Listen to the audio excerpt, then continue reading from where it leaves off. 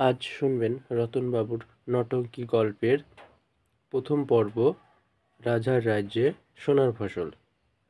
এই গল্পটি কল্পনার মাধ্যমে লেখা হয়েছে। এর মধ্যে বাস্তবের কোনো মিল নেই। এতে অবস্থিত জায়গা এবং রাজা মহারাজাদের নাম সবই কাল্পনিক। এই রতনবাবুর নটঙ্কী নাটকটিতে মেন চরিত্রে যিনি, তার নাম হলো রতন গমস্তা। পাড়ার লোক তাকে রতন ভূস্বামী বলে ডাকে। রতন গমস্তার নাম রতন ভূস্বামী কী করে হলো তা জানতে হলে এই গল্পটি আপনাদেরকে সম্পূর্ণ শুনতে হবে। বর্তমানে এই রতন ভূস্বামী কিষাণগঞ্জ রাজ্যের বাসিন্দা। এই রাজ্যের রাজা হলেন চন্দ্রবীর। রতন ভূস্বামী রাজার একজন বিশ্বস্ত সহচর। রাজার খুব কাছের লোক তিনি। রাজ্যের খুঁটিনাটি বিষয় থেকে শুরু করে রাজার ব্যক্তিগত বিষয়ের সমস্ত রকম আলোচনা রাজা তার সাথে করে। অন্য অন্য সভাসদের সাথেও আলোচনা করত ঠিকই, কিন্তু ব্যক্তিগত সমস্ত বিষয় নিয়ে নয়। রাজার যে মন্ত্রী ছিল তার অর্থের লোভ ছিল খুব। যে কোনো প্রকারে সুযোগ পেলেই রাজার অর্থভাণ্ডার থেকে অর্থ চুরি করত।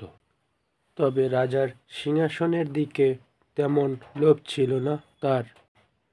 মন্ত্রীকে মাঝে মাঝে ধরলেও রাজা ছোটোখাটো শাস্তি দিয়ে ছেড়ে দিত, কারণ মন্ত্রী তার নিজের শালা। রাজার সেনাপতি ছিল খুব শক্তিশালী। মন্ত্রী মাঝে মাঝে সেনাপতিকে অর্থের লোভ দেখিয়ে নিজের কাজে ব্যবহার করত। যিনি বৈজ্ঞানিক ছিলেন সে রোজ কিছু না কিছু আবিষ্কার করতেন। এদের সাথে রাজসভায় অন্যান্য সভাসদরাও থাকেন, যেমন রাজপণ্ডিত, সভাকবি ও জ্যোতিষী। এতক্ষণ সকলেরই পরিচয় মোটামুটি ধারণা করে দেওয়া হলো। তবে গল্পটি শুরু হয় এখান থেকে। রাজা চন্দ্রবীর একদিন ঘুমের ঘরে স্বপ্ন দেখছেন তার রাজ্যে একজন ব্যক্তি প্রবেশ করেছে। তার ছোঁয়ায় যেন চারিদিক সোনায় সোহাগা। সে যে স্থান থেকেই হেঁটে যাচ্ছে সেখানের সমস্ত দুঃখ কষ্ট দূর হয়ে যাচ্ছে। স্বপ্নটি দেখার পর সঙ্গে সঙ্গে রাজা ঘুম ভেঙে উঠে বসলেন এবং মুখে খুশি খুশি আনন্দ ভাব রয়েছে। আনন্দের সাথে রাজা ঘুম থেকে ডেকে তুলতে লাগলেন রানীকে। রানী, ওঠো ওঠো, আরে ভোর হয়ে গেল তো। ওই রানী, ওঠো। গায়ে হাত দিয়ে তাকে নাড়াতে নাড়াতে বলছে, তাড়াতাড়ি উঠো। 3-4 বার ডাকার পর বলছে, আরে কি হলো, এত তাড়াহুড়ো কিসের? ঘুম ভেঙে উঠতে উঠতে আর কি বলছে রানী। এরপর উঠে বসে ডান হাত উল্টে ধরে মুখের ওপর রেখে বড় করে আউশি ছাড়লেন। আউশি শেষ হতে না হতেই বলতে লাগলো, কি হয়েছে বলো তো? রাজা চন্দ্রবীর বলে, রানী জানো তো, আজ না আমি খুব সুন্দর একটা স্বপ্ন দেখেছি। রানী বলে, তাই বুঝি? তা কি স্বপ্ন দেখলে? রাজা চন্দ্রবীর বলছে, আমি স্বপ্ন দেখলাম আমার রাজ্যে নতুন এক ব্যক্তি প্রবেশ করেছে। রানী সাথে সাথে উত্তর দিল, এতে কি এমন মহাভারত হলো? রাজা চন্দ্রবীর বলে, আরে এই দেখো, আগে কথাটা পুরোপুরি শোনো তো। রানী অবহেলা দেখিয়ে বলছে, তো বলো শুনি। রাজা চন্দ্রবীর বলে, সেই ব্যক্তি যে স্থান থেকে যাচ্ছে সেখানেই সোনায় সোহাগা হয়ে যাচ্ছে। রানী বলে, তো আমি কি করব? রাজা চন্দ্রবীর বলছে, তো আমি কি করব মানে? শুনে খুশি হওনি? রানী বলে, এতে খুশির কি হলো? স্বপ্ন কখনো সত্যি হয় নাকি? রাজা চন্দ্রবীর বলে, রাজপণ্ডিতের কাছে শুনেছি ভোরের স্বপ্ন নাকি সত্যি হয়। রানী বলে, থাকো তোমার রাজপণ্ডিতের বিশ্বাস নিয়ে, আমার শুনে কাজ নাই, আমি চললাম, আমার অনেক কাজ আছে। কথাটি বলে রানী ওখান থেকে চলে যায়। রাজা চন্দ্রবীর বলে, যা বাবা, আমি ভাবলাম রানী শুনে খুশি হবে, কিন্তু সে কি না অবহেলা করে চলে গেল। কথাটি মনে মনে বলার পর খাট থেকে নেমে এলেন। কিছুটা সময় চুপ করে বসে থাকার পর এরপর কিছুক্ষণ বাদে তিনি রাজসভায় প্রবেশ করে। রাজসভায় এসে তিনি দেখেন মন্ত্রী বাদে সকলেই উপস্থিত আছে। মন্ত্রীকে দেখতে না পেয়ে রাজা সেনাপতিকে বলছে, সেনাপতি, মন্ত্রী কোথায়? সে এখনো রাজসভায় আসেনি কেন? সেনাপতি বলে, মহারাজ, তা ঠিক বলতে পারছি না। রাজা চন্দ্রবীর বলে, ধুর, হারামজাদাগুলো একটাও কাজের না। পালার পালা মন্ত্রী আজ আসুক, তারপর ওর মজা দেখাচ্ছি। যেদিন খুব বেশি প্রয়োজন পড়ে সেদিন ব্যাটা ফাঁকি দেয়। এই কথাটি বলতে বলতে রাজা তার সিংহাসনের কাছে গিয়ে ঘুরে বসতে যাবে এমন সময় মন্ত্রী সভায় প্রবেশ করে। মহারাজকে বলছে, মহারাজ, মহারাজ, আজ। কথাটি পুরো শেষ করতে না করতেই মহারাজ বলে উঠল সোজা হয়ে দাঁড়িয়ে, ধুর হারামজাদা, চুপ কর, রোজ দেরি করে এসে খালি অজুহাত দেখানো। মন্ত্রী একটু ভয় পেয়ে বলছে নরম গলায়, না না মহারাজ, আজ অজুহাত দেখাচ্ছি না, শুনুন তো একবার। মন্ত্রী এই কথাটি শোনার আগে রাজার সিংহাসনে বসলেন। এরপর মন্ত্রীকে বলছে, বলো তবে। মন্ত্রী বলছে, মহারাজ, আজ আমি ঠিক সময় মতোই বেরিয়েছি, কিন্তু রাস্তা থেকে আসার পথে দেখি রাস্তার একপাশে একটি লোক কামারখালা খুলে বসেছে। এটি প্রায় আপনার এই মহল থেকে 2 ক্রোশ দূরে, যেখানে শাল গাছ ও শিমুল গাছ রয়েছে রাস্তার দুপারে। লোকটিকে আগে কখনো দেখিনি এই রাজ্যে। আমি লোকটিকে দেখে ঘোড়ার গাড়ি থেকে নেমে তার কাছে গেলাম, মহারাজ, সেই কারণেই তো দেরি হয়ে গেল। রাজা চন্দ্রবীর বলছে, লোকটি এখন কোথায়? তাকে ধরে এনেছো কি? মন্ত্রী, আজ্ঞে না মহারাজ। রাজা চন্দ্রবীর বলে, তো কি করতে গেছিলে সেখানে, মুখ দেখাতে? মন্ত্রী বলে, আজ্ঞে না মহারাজ, লোকটিকে দেখে ভালো লোক বলে মনে হলো। 1 মাস হয় এই গ্রামে এসেছে। লোকটির নাম রতন গোমস্তা।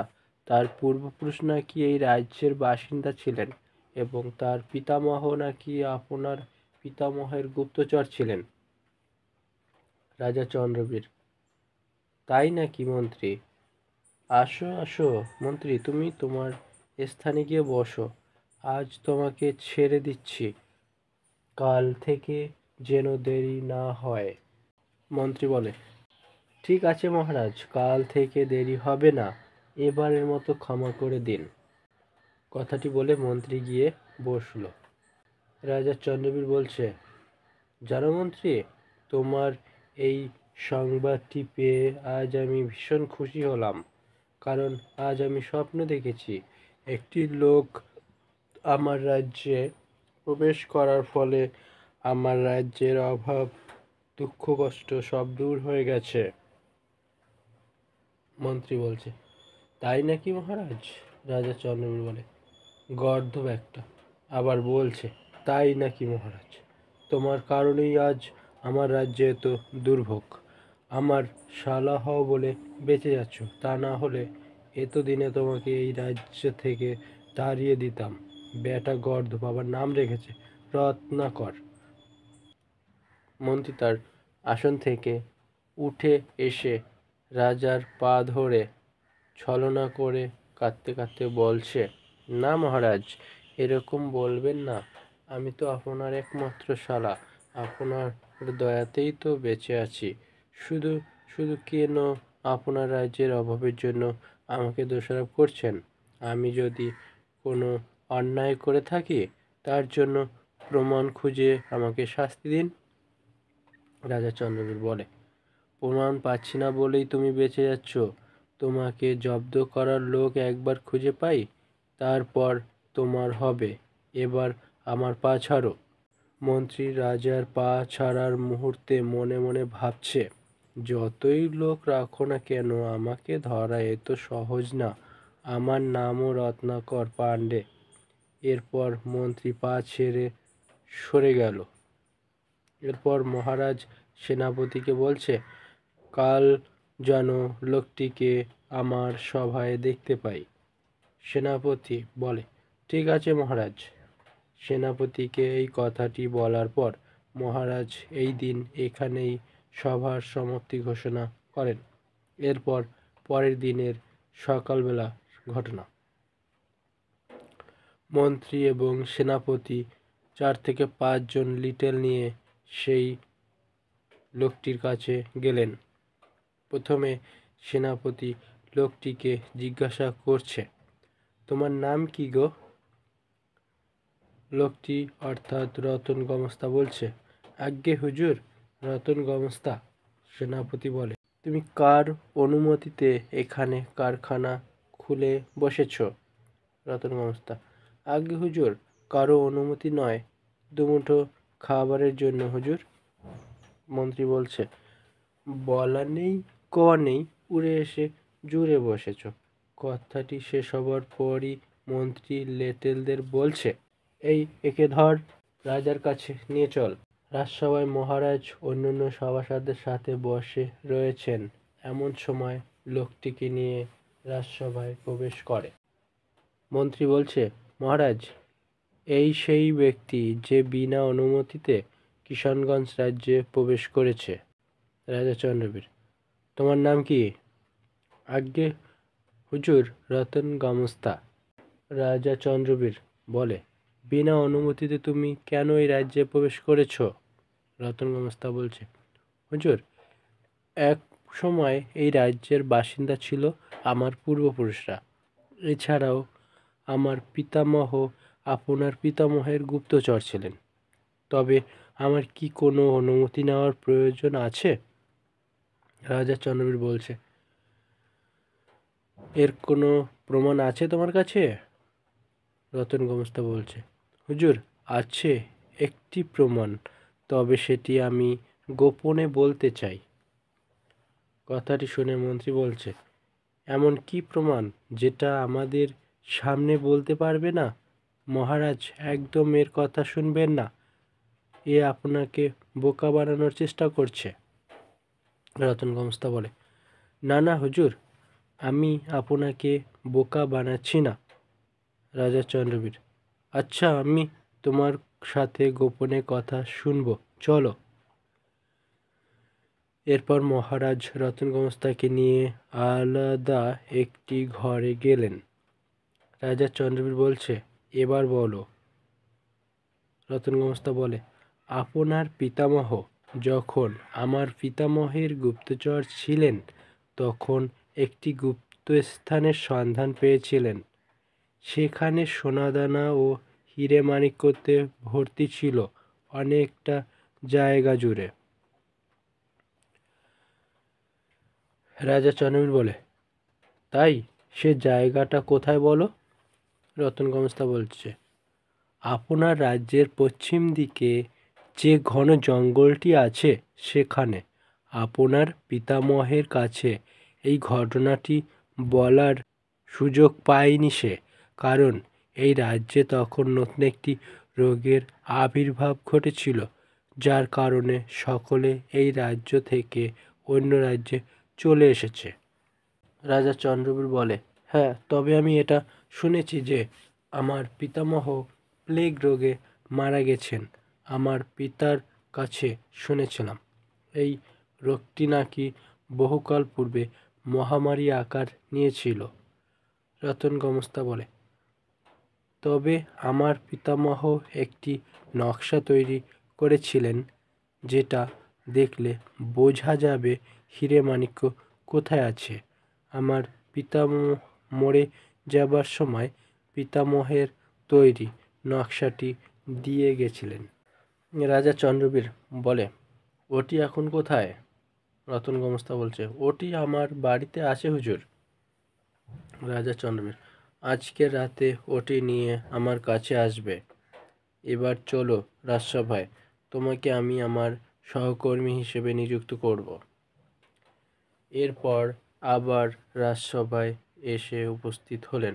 সকলের সামনে মহারাজ বলছেন, এই রতন গোমস্তাকে আমার রাজ্য থেকে 5 বিঘা জমি দান করলাম। মন্ত্রী, তুমি ওর পছন্দ মতো জায়গা থেকে ওকে 5 বিঘা জমি দিয়ে দেবে, এবং আমি আজ থেকে রতন গোমস্তাকে আমার প্রধান সহকর্মী হিসেবে নিযুক্ত করলাম। মন্ত্রী বলছে, ঠিক আছে মহারাজ। কথাটি বলে মন্ত্রী মনে মনে ভাবছে, কি হলো ব্যাপারটা? ব্যাটাকে শাস্তি না দিয়ে উল্টে 5 বিঘা জমি এবং প্রধান সহকর্মী হিসেবে নিযুক্ত করলো। দেখতে হবে তো ব্যাপারটা, নিশ্চয়ই কোনো কিছু লোভ দেখিয়েছে। মহারাজ বলছেন, কারো কি এতে অমত আছে? থাকলে বলো, এক্ষুনি তাকে সভা থেকে বাতিল করব। বাকি সকল কর্মীরা অবাক হয়ে বলছে, আজ্ঞে না মহারাজ, আমরা সবাই রাজি। মহারাজ চন্দ্রবীর বলছে, কাল থেকে তুমি রাজসভায় আসবে এবং তোমার বসার স্থান থাকবে মন্ত্রীর পরে। রতন গোমস্তা বলে, আজ্ঞে মহারাজ, সত্যি বলছেন? আমি স্বপ্ন দেখছি না তো? রাজা চন্দ্রবীর বলে, আরে না না, তুমি কোনো স্বপ্ন দেখছো না। কাল থেকে তুমি আমার প্রধান সহকর্মী হিসেবে কাজ করবে। রতন গোমস্তা, তবে মহারাজ, এখন আমি আসি। রাজা চন্দ্রবীর বলে, আরে রতন, এখনই চলে যাচ্ছ? এখন কোথা যাবে? রতন গোমস্তা, আজ্ঞে হুজুর, আমার বাড়িতে গিন্নিকে গিয়ে খবরটা দিলে সে ভীষণ খুশি হবে। রাজা চন্দ্রবীর বলে, ও আচ্ছা আচ্ছা। হাসতে হাসতে বলল রাজা চন্দ্রবীর, তবে যাও, রাতে আসতে ভুলো না যেন। রতন গোমস্তা বলে, আজ্ঞে না মহারাজ। মহারাজের কথাটি শুনে মন্ত্রী কিরকম যেন একটু সন্দেহ করল। সন্ধ্যের পর সে তার বিশ্বস্ত সহচর চ্যাংড়ামণির কাছে গেল এবং তাকে সব খুলে বলল, আর রতন গোমস্তাকে চোখে চোখে রাখতে বলল। রাজসভার পর রতন গোমস্তা তার বাড়িতে গেলেন। বর্তমানে সে এখন একটি মাঠের পাশে গাছপালার ছাউনির নিচে তাঁবু টানিয়ে বসবাস করছেন। রতন গোমস্তা ভিতরে না ঢুকেই তাঁবুর কাছাকাছি এসেই তার গিন্নিকে ডাকতে শুরু করলেন। প্রায় 2 থেকে 3 বার ডাকতে ডাকতে সে যখন তাঁবুর কাছে এসে পড়লেন, তখন তার গিন্নি বাইরে বেরিয়ে এসে বলছে, কি হলো? এ তো ষাঁড়ের মতো চেঁচাচ্ছ কেন? ভর দুপুরে আবার ভীমরতি জাগলো নাকি? রতন গোমস্তা, আরে গিন্নি, ভীমরতি না গো, চলো ভেতরে গিয়ে বলি। এরপর তার গিন্নির কাছে সব ঘটনা খুলে বলে। ঘটনাটি শোনার পর রতন গিন্নি বলল, তাই নাকি? রতন গোমস্তা বলে, হ্যাঁ গো হ্যাঁ। রতন গিন্নি বলছে, আজ এতদিন পর ভগবান মুখ তুলে তাকালো বলো। মহারাজের সভায় চাকরিটা যখন পেয়ে গেছো, তবে এবার আমাকে একটি সোনার হার গড়ে দেবে তো? রতন গোমস্তা বলে, এখনো কাজ শুরু করতে পারলাম না, সোনার হার পড়বে। মনে মনে আর কি ভেবে রতন গোমস্তা বলছে। এরপর, আচ্ছা ঠিক আছে, নকশাটি বার করে রেখো, বিকেলে রাজার কাছে নিয়ে যাব। রতন গিন্নি বলে, আচ্ছা ঠিক আছে। রতন গমস্তা, গিন্নি এবার ভাত বাড়ো দেখি, আমি যাই স্নান করে আসি। এরপর সে একটি গামছা নিয়ে স্নান করতে গেল। স্নান করে এসে খেয়ে দিয়ে বিশ্রাম নিয়ে বিকেলে ঘুম থেকে উঠে তার গিন্নির কাছ থেকে সেই নকশাটি নিয়ে সে বেরিয়ে পড়ল। রাস্তা থেকে যাবার সময় একটি চায়ের দোকানে গিয়ে বসলো এবং রতন গমস্তা বলছে, পটল, এক কাপ চা দে তো। পটল বলে, বসো রতনদা, দিচ্ছি। এখানে আরো 2-3 জন লোক বসে চা খাচ্ছিল। রতন গমস্তা আলাদা আরেকটি বসার জায়গাতে গিয়ে বসলো এবং তাকে চা দিল। এরপর চায়ের দোকানদার পটল তাকে বলছে, রতনদা, 1 মাস হয়ে এসেছে, থাকা খাওয়ার ব্যবস্থা কিছু হলো? রতন গমস্তা বলে, হ্যাঁ রে, হলো। রাজসভায় চাকরিটা পেয়ে গেলাম, রাজার সহকর্মী হিসেবে। পটল বলছে, সত্যি রতনদা, তুমি রাজার সহকর্মী হিসেবে নিযুক্ত হয়েছ? আমাদের একটু দেখো গো রতনদা। রতন গমস্তা বলছে, কেন, কি হয়েছে রে? পটল বলে, আর বলো না রতনদা, এই রাজ্যের মন্ত্রীটা খুব ধুরনবাজ। 1 টাকার বদলে 2 টাকা করে কর নেয়, আর না দিলে লেটেলদের দিয়ে মারধর করে। এমনিতেই এই রাজ্যের প্রজারা অর্থের অভাবে প্রায় দিনই না খেয়ে থাকে। এর মধ্যে এত টাকা কর দিলে আমাদের চলবে কি করে বলো তো? রতন গমস্তা বলে, আচ্ছা ঠিক আছে, মন্ত্রীকে এর উপযুক্ত শাস্তি পেতেই হবে। আচ্ছা পটল, মন্ত্রী কর নিতে আসে কখন? পটল বলে, রোজ এই সময় আসে, এক্ষুনি চলে আসবে। এরই মধ্যে পটল মন্ত্রীকে দেখতে পেয়ে বলছে, ওই তো, ওই তো, ওই তো রতনদা, মন্ত্রী অন্য দোকানগুলি দিয়ে কর নিতে নিতে আসছে। রতন গমস্তা বলছে, এখন কিছু বলার দরকার নাই, এখন যা চাই দিয়ে দে, আমি বেটাকে পরে দেখে নেব। পটল বলছে, ঠিক আছে রতনদা। কিছুক্ষণের মধ্যেই মন্ত্রী পটলের দোকানে চলে আসে এবং দেখে রতন গমস্তা বসা। মন্ত্রী দেখে বলছে, কি হে রতন বাবু, আপনি এখানে বসে? মহারাজ যেতে বলেছে, খেয়াল আছে কি? রতন গমস্তা বলে, আজ্ঞে মন্ত্রীমশাই, খেয়াল আছে, আমি সময় হলে পৌঁছে যাব। মন্ত্রী বলে, ও তাই যাও। এরপর পটলের কাছে গেলেন মন্ত্রী। মন্ত্রী বলে, কি হে পটল, আজ কেমন বেচা কেনা হলো? পটল বলছে, আজ্ঞে হুজুর, তেমন ভালো হয়নি। মন্ত্রী বলে, আজ হয়নি তো কাল হবে। কই দে টাকাটা তাড়াতাড়ি, আমার এখন তাড়া আছে। পটল মন্ত্রীকে টাকা দিলে টাকা নিয়ে সে পরের দোকানগুলিতে টাকা তুলতে যায়। পরের কয়েকটি দোকানে টাকা তোলার পর মন্ত্রী চলে গেল। প্রায় দীর্ঘ সময় ধরে রতন গমস্তা পটলের দোকানে বসে চিন্তামগ্ন অবস্থায় একটি খুঁটির গায়ে মাথা ঠেকিয়ে রয়েছে। রাত 8টা যখন বাজে সেই সময় চ্যাংলামণি হাঁটতে হাঁটতে বাজারের দিকে আসে। যখন পটলের দোকানের কাছাকাছি আসে তখন পটল রতন গমস্তাকে বলছে, ও রতনদা।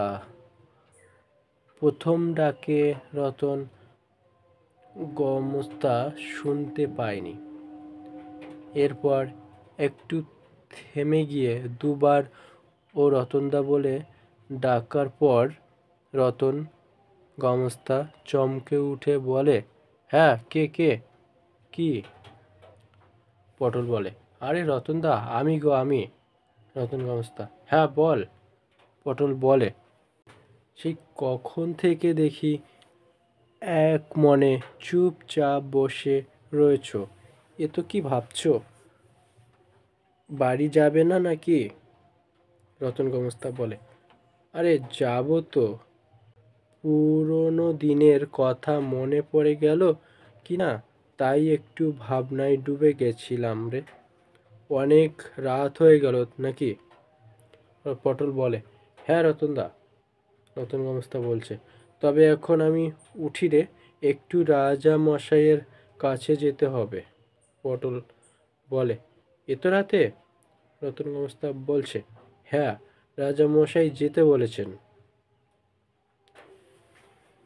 এরপর উঠে রতন গমস্তা রাজামশাইয়ের বাড়ির দিকে রওনা দিলেন। চ্যাংলামণি কথাগুলো সব শুনতে পেয়ে রতন গমস্তার পিছু নেয়। রতন গমস্তা চলতে চলতে অনেকটা পথ এগিয়ে এলেন। রাস্তার দুপারে বড় বড় গাছ ও ছোটখাটো বন জঙ্গল ও ঝোপ ঝাড় দেখা যাচ্ছে এবং অনেক দূর থেকে পাতিশ্রীগাল ও কুকুরের ডাক শোনা যাচ্ছে।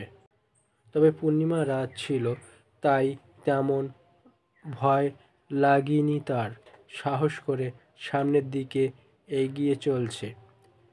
কিছু দূর চলতে চলতে তার একটু সন্দেহ হলো। তার মনে হচ্ছে কেউ যেন তার পিছু নিয়েছে, কিন্তু পেছনে ঘুরে তাকিয়ে কিছুই সে দেখতে পায় না। ফলে মনের ভ্রম মনে করে সে রাজার কাছে পৌঁছে গেল। যখনই রতন গমস্তা পিছনে ঘুরে তাকিয়েছে, চ্যাংলামণি লুকিয়ে পড়েছে ঝোপঝাড়ের ভেতর। ফলে সে রতন গমস্তার চোখে পড়েনি। যাই হোক, চ্যাংলামণি ও পিছনে পিছনে রাজার বাড়ি পৌঁছে গেল। তবে চ্যাংলামণি রাজার বাড়ির সামনে দিয়ে না গিয়ে পিছন দিক দিয়ে পাঁচিল টপকে তার ঘরের জানলার পাশে চুপ করে দাঁড়িয়ে রয়েছে। রতন গমস্তা মহারাজের ঘরের কাছে এসে দরজার সামনে দাঁড়িয়ে মহারাজকে ডাকছে: মহারাজ, মহারাজ, মহারাজ। এরই মধ্যে মহারাজ এসে দরজা খুলে রতন গমস্তাকে দেখে বলছে: আরে রতন, তুমি এসে গেছো, এসো এসো, ভেতরে এসো। রতন ভিতরে প্রবেশ করলো। মহারাজ বলছে: এনেছো নকশাটি? রতন গমস্তা বলে: হ্যাঁ মহারাজ। চ্যাংলামণি কথাটি শুনে জানলা দিয়ে উঁকি মেরে দেখতে যাবে এমন সময় একজন প্রহরীর চোখে পড়ে। সে চোর চোর বলে চেঁচায় এবং ছুটে আসে তাকে ধরার জন্য। আরও কয়েকজন শুনতে পেয়ে তারাও ছুটে আসে। পরিস্থিতি খারাপ দেখে চ্যাংলামণি সেখান থেকে ছুটে পালায়। শব্দ শুনে রাজা এবং রতন গমস্তা জানলার কাছে ছুটে আসে। দেখে একটি লোক পাঁচিল টপকে পালাচ্ছে আর প্রহরীরা ধরার জন্য ছুটছে। লোকটির মুখ কেউ দেখতে পায়নি। মহারাজ এসব দেখে প্রহরীকে ডাকল। প্রহরী মহারাজের ডাক শুনে কাছে আসার পর মহারাজ তাকে বলছে: কে ছিল ওটা? ব্যাটার মুখ দেখতে পেয়েছো কি? প্রহরী: আজ্ঞে না মহারাজ, কাছে আসার আগেই পালিয়ে যায়, অন্ধকারের জন্য দেখতে পাইনি। মহারাজ বলে: আচ্ছা যাও। এরপর প্রহরী চলে গেলে তারা দুজন ওখান থেকে সরে এসে খাটের ওপর বসে। তারপর রতন নকশাটি বার করে রাজামশাইয়ের হাতে দিলেন। রাজামশাই নকশাটি খুলে দেখলেন। দেখে বলছে: রতন, নকশাটি আমাকে বুঝিয়ে দাও। রতন নকশাটি হাতে নিয়ে খাটের ওপর রেখে নকশাটি বোঝাতে লাগলেন। নকশাটি সম্পর্কে বলা হয়ে যাবার পর মহারাজ বলছেন, আচ্ছা রতন, তবে কালই আমরা এর উদ্দেশ্যে বেরোবো। কাল ভোর বেলা চলে আসবে। এখন বাড়ি যাও। রতন গমস্তা, আচ্ছা মহারাজ। এরপর রতন বাড়ি চলে যায় আর মহারাজ একজন লেটেলকে ডেকে সেনাপতিকে খবর দিতে বলে। সেনাপতি যেন কাল ভোর বেলা কয়েকজন লেটেল নিয়ে তার বাড়িতে চলে আসে। রাজার কথা মতো লেটেল গিয়ে সেনাপতিকে খবর দেয়। কথা মতো সেনাপতি ভোরবেলা এসে হাজির হলো রাজার দরবারে এবং দেখে সেই রতন গমস্তা নামে লোকটি আর মহারাজ দুজনে দাঁড়িয়ে অপেক্ষা করছে। কাছাকাছি গিয়ে সেনাপতি বলছে, মহারাজ, কি কারণে ডেকে পাঠালেন? মহারাজ বলে, চলো আমার সাথে এক জায়গায় যেতে হবে। সেনাপতি বলে, চলুন তবে। মহারাজ ও রতন ঘোড়ার গাড়িতে উঠে বসলো আর বাকিরা ঘোড়ার পিঠে উঠে রওনা দিল। যেতে যেতে অনেকটা পথ চলে এলো। এবার সেনাপতি বলছে, যদি কিছু মনে না করেন তবে একটি কথা বলি মহারাজ। মহারাজ বলে, এখন আবার কি বলবে সেনাপতি? সেনাপতি বলে, কোথা যাব কিছুই তো বললেন না। দুপুর গড়িয়ে বিকেল হতে চলল, এখনো তো পথ শেষ হচ্ছে না মহারাজ। মহারাজ বলে, এই তো চলে এলাম প্রায়, আর কিছুটা পথ। আমার তো ইচ্ছা ছিল তোমাকে না আনার, পরে ভাবলাম অচেনা জায়গা যাচ্ছি, যদি কোনো বিপদ আপদ হয়, তাই তোমাকে সঙ্গে নিলাম। সেনাপতি বলে, এটা কি বলছেন মহারাজ? শুধু বিপদের সময় প্রয়োজন, এছাড়া আমাকে আপনার প্রয়োজন নেই? মহারাজ বলে, কি করব তোমাকে সঙ্গে নিয়ে বলো তো? তুমি তো ওই হত্য ছাড়া, মন্ত্রী ছাড়া কিছুই বোঝো না। কি করব মহারাজ বলুন? মন্ত্রীতে আপনি ওনাকে বসিয়েছেন, সে আমাকে কোনো কাজ বললে তাকে কি না করতে পারি? আর যদি না করি তবে তো তাকে অসম্মান করা হবে। এছাড়াও মহারাজ, মন্ত্রী তো আপনার নিজের শালা হন। মহারাজ বলে, শালা হয় বলে অন্যায় করলে সেটাও তো প্রশ্রয় দেওয়া যায় না। আর তোমাকে বলে রাখি সেনাপতি, এরপর থেকে মন্ত্রীর খারাপ কাজে আর কখনো যোগ দেবে না। আর কখনো যদি চোখে পড়ে তবে সারা জীবনের মতো অন্ধকার কারাগারে আটকে রেখে দেব তোমাকে।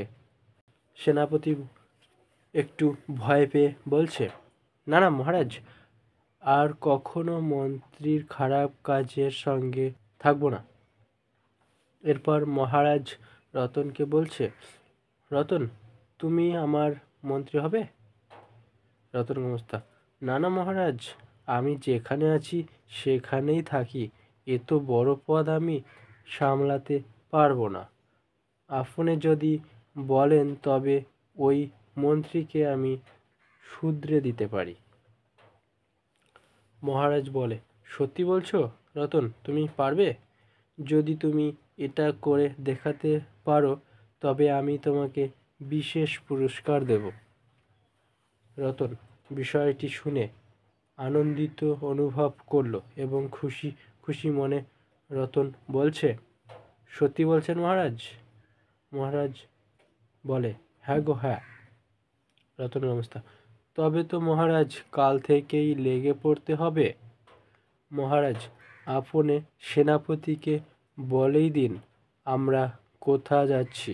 সেনাপতি তো এমনিতেই জেনে যাবে পরে। আর এটাও বলে দিন সেনাপতি যেন মন্ত্রীকে এ বিষয়ে কোনো তথ্য না দেয়। রতনের কথা মতো মহারাজ সেনাপতিকে ডাকলেন কাছে। সেনাপতি কাছে আসার পর মহারাজ বলছে, সেনাপতি, আজ আমরা যেখানে যাচ্ছি এ বিষয়ে যেন মন্ত্রী কিছু জানতে না পারে। সেনাপতি বলে, আমি কথা দিচ্ছি মহারাজ, মন্ত্রীকে এ বিষয়ে কোনো কিছুই বলবো না। মহারাজ বলে, তবে শোনো। এরপর সেনাপতিকে সমস্তটা খুলে বলল। সেনাপতি শুনে বলছে, তাই মহারাজ, তবে তাড়াতাড়ি চলুন, সন্ধে হয়ে আসছে তো। এরই মধ্যে রতন চারিদিকটা দেখে নকশাটি হাতে নিয়ে চিৎকার করে বলছেন, মহারাজ মহারাজ, পৌঁছে গেছি। একটি 3 রাস্তার মোড়ের কাছে এসে কথাটি বললেন রতন। কথাটি শুনে সকলে দাঁড়িয়ে পড়ল এবং মহারাজ বললেন, কই কই রতন? রতন গমস্তা বলে, এই তো মহারাজ, এই 3 রাস্তার মোড়ের মাঝখান থেকে যে জঙ্গলটি রয়েছে, এর ভিতরে ঢুকে কিছুটা এগোলেই পাওয়া যাবে। মহারাজ বলে, তবে চলো ভেতরে যাই। এই সেনাপতি, লেটেলদের নিয়ে এসো। সেনাপতি বলে, এই চলো সকলে। এরপর সকলে মিলে জঙ্গলের ভেতর প্রবেশ করল। আর এদিকে চ্যাংড়ামণি রাতে যে কথাটি শুনতে পেয়েছিল সেটি ভোরবেলা মন্ত্রীর বাড়িতে গিয়ে বলে। মন্ত্রী শুনে বলছে, ধুর হতচ্ছাড়া, পুরোটা শুনে আসতে পারলি না?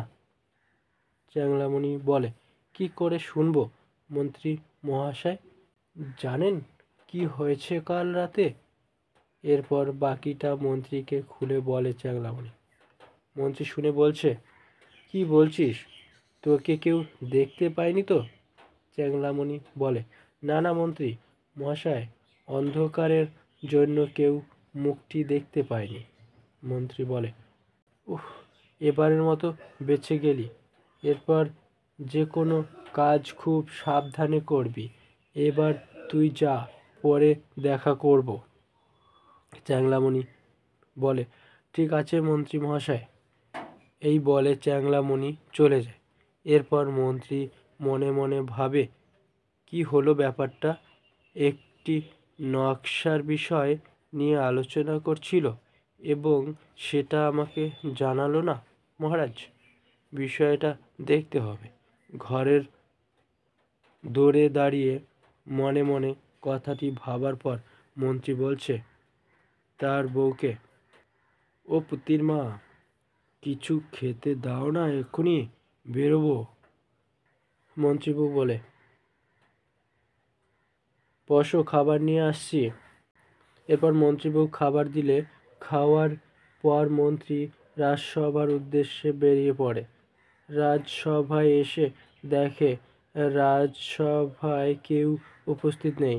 কাউকে না দেখতে পেয়ে মন্ত্রী মহারানীর কাছে গেল।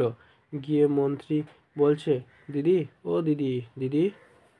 মহারানী শুনে বলছে, আরে কি হলো রত্নাকর, এ তো ডাকাডাকি করছিস কেন? মন্ত্রী বলে, বলছিলাম আজ রাজসভায় কেউ আসেনি কেন? জামাইবাবুই বা কোথায়?